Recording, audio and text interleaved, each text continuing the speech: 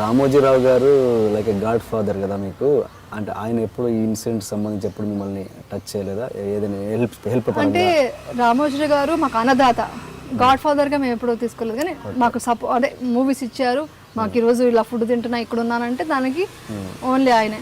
But నాకు God father అలాంటి వాళ్ళు ఎవరు లేరు.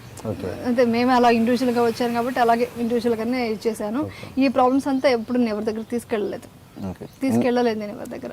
ఇండస్ట్రీలో మీకు మంచి ఆత్మీయులు ఎవరైనా ఉన్నారా? ఎవరైనా ఆత్మీయులు ఉండేవారు, ఇప్పుడు అది కూడా లేదు.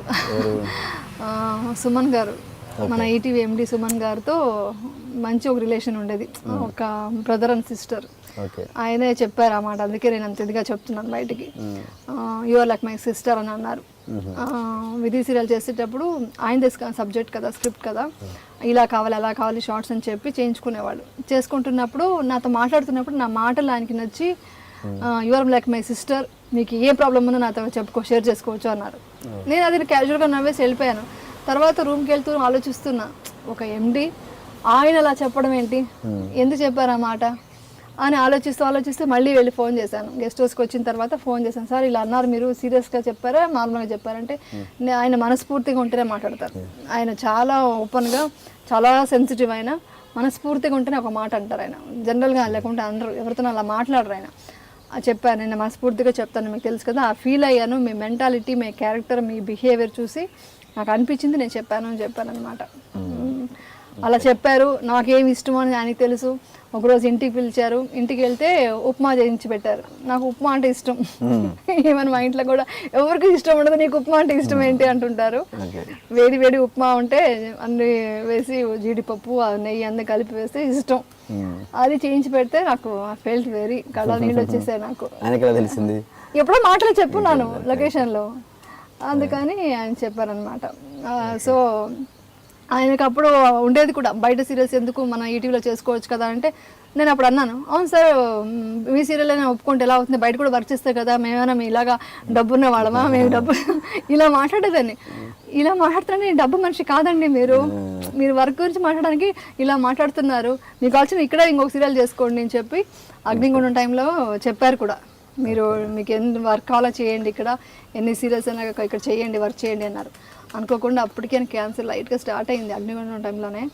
అప్పుడు ఒక మాట అన్నారు కూడా, నేను మళ్ళీ ఇది క్యూర్ అయిన తర్వాత వస్తానండి, వచ్చాక మళ్ళీ మనం చేద్దాం వర్క్ అన్నారు.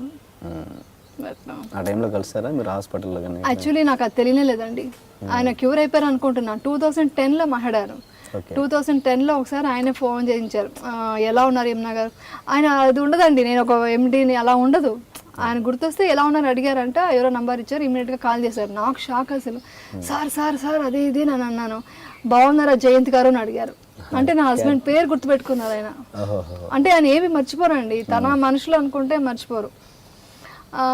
అలా గుర్తుపెట్టుకొని అడిగినప్పుడు ఐ ఫెల్ట్ సో హ్యాపీ. పిల్లలు ఎలా ఉన్నారు అన్నీ అడుగుతారనమాట. అంత బాగుందండి, ఫ్యామిలీలో అంత బాగుంది అంటే గుడ్, మంచిది, మంచి పిల్లలు మీ పిల్లలు అని ఒక బుద్ధి చెప్తారనమాట. ఇలా జాగ్రత్తగా చూసుకోండి పిల్లల్ని, అవన్నీ చెప్పారు. అదే లాస్ట్ నేను మాట్లాడటం. ఈ డిప్రెషన్ ఉన్నాను కాబట్టి నేను కాంటాక్ట్లో లేను. నాకు అసలు ఆయన చనిపోయినప్పుడు కూడా తెలియదండి, నేను ఎక్కడో ఉన్నాను. అప్పుడు నాకు ఫోన్ కూడా దీంట్లో లేదు, సిగ్నల్స్ లేని చోట్ల ఉన్నాను. అసలు ఊటీకి వెళ్ళాను, ఊటీలో ఉన్నాము, అక్కడ సిగ్నల్స్ లేవు. నెక్స్ట్ డే తెలిసిందండి. నేను ఈవెన్ ఆ రోజు కూడా నాకు తెలియదు. అసలు చాలా ఏడ్ చేశాను. ఈవెన్ ఇప్పుడు నేను విధి సీక్వెల్ సీరియల్ చేస్తున్నాను కదా, ఆ ఫిలిం సిటీ షూటింగ్ ఉంటే ఆయన చెప్పిన ఒక్కొక్క మాట, అక్కడ ఏం మాట్లాడాము, ఇక్కడ కూర్చున్నా, ఇక్కడ ఈ సీన్ చేసాం, ఈ సీన్ ఇలా ఎక్స్ప్లెయిన్ చేశారు, you are the hero of the serial అని చెప్పారు విధి చేసేటప్పుడు. ఏం సార్ నాకు నెగిటివ్ షేడ్ ఇచ్చారు అంటే, you are the hero of the serial అని చెప్పారు. అవన్నీ గుర్తొస్తాయండి.